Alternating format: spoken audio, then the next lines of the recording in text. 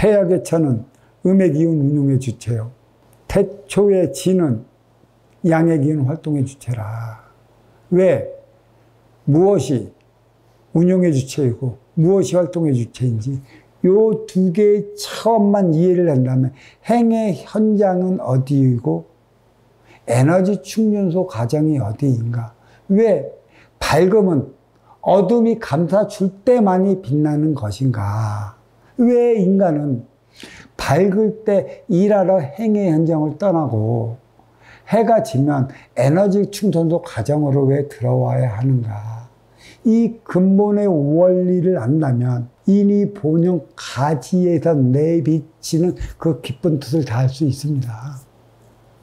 때문에 지금까지 나를 위해 살아온 사고와 가치를 바꾸어 너를 위해 살아가는 대안을 마련하는 일이 바로 천지공사인 것이고, 이 대안을 마련하기 위해 천부경이 주어졌고, 이 천부경은 큰 길을 가는 대도법이라는 것이죠. 대도법은 몸통에 없어요. 가지에도 없습니다. 대도법은 뿌리에 있어요. 뿌리에서 마련할 때만이 음의 기운이 몸통을 통해 가지로 올라왔고 다시 뿌리로 떨어지는 선순환 행위를 다하는 게 대도법이고, 이 선순환 행위를 일으키기 위해 마련된 게 대도법인 것이죠. 천, 하늘에서 주어진 거와 지, 땅에서 만들어 나가는 거와 삶에 부과시켜 나가는 일에 있어요. 무슨 삶? 육생에서 인생의 삶을 살아가려면 육생량의 정신량을 부과시켜 나가는 것이라.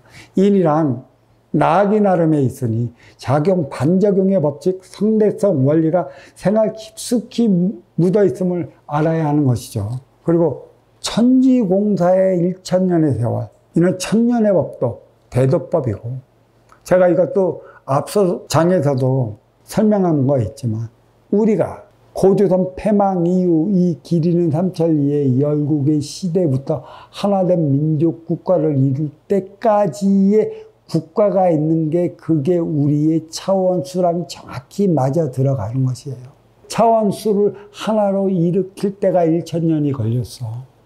그리고 고려, 불교 500년, 조선, 유교 500년. 하나된 민족 국가를 살아가면서 몸통과 두둑과 하나 되어 살아가는 대안을 마련을 해야 했었는데, 이 뿌리는 오로지 몸통의 사상만 가지고 뿌리에서 살아가려고 했으니 두둑에 있는 이 열도인들이 가만히 있지 않았던 것입니다.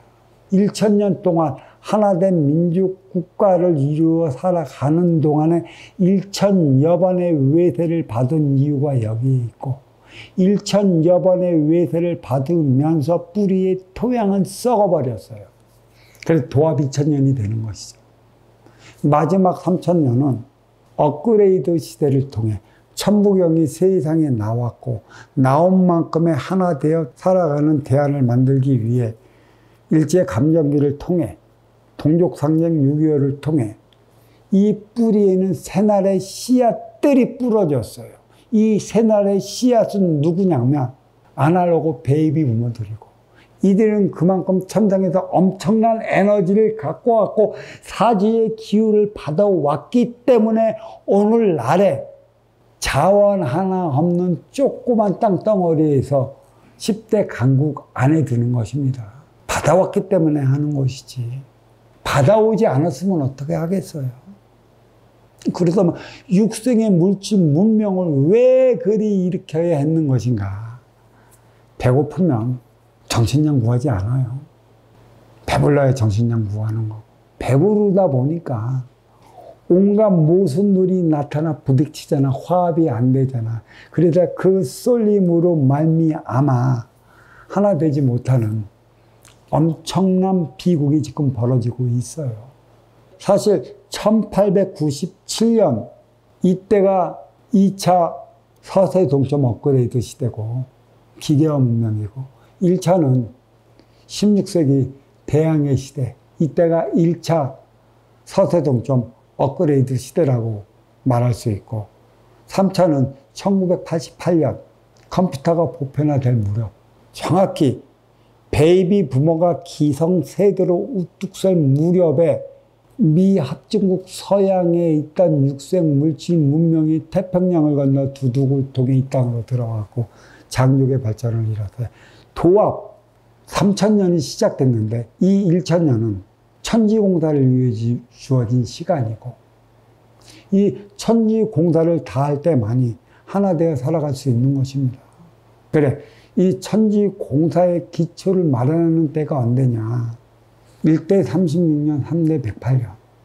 정확히 3대 108년이 될 즈음이 언제냐면 2024년 전후라고 그랬어요.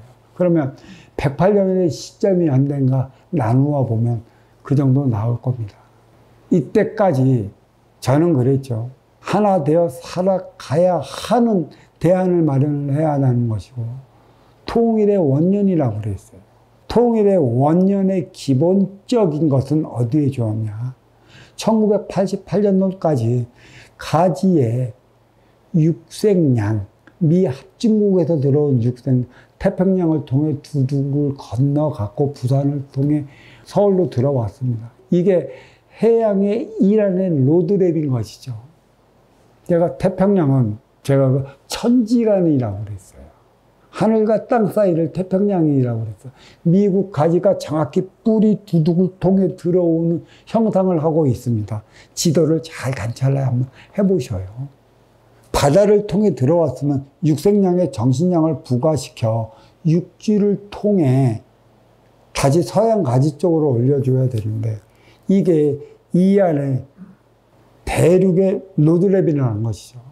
중국은 핵심몸통으로 자리한 거고 소련은 가해몸통으로 자리한 것이기 때문에 핵심몸통 중국은 뿌리에서 시작되는 대륙 흔당열도에 육생양의 정신량을 실어갖고 히말라야 산맥 넘어 천산산맥 넘어 그 동남아 국가들에게 이 정신량을 쏟아 보여줘야 하는 것이고 소련은 가해몸통이라 블라디보스톡을 통해 러시아를 통해 갖고 서양 가지를 통해 갖고의 화합의 에너지를 실어 나눠야 하는 것에 있어요.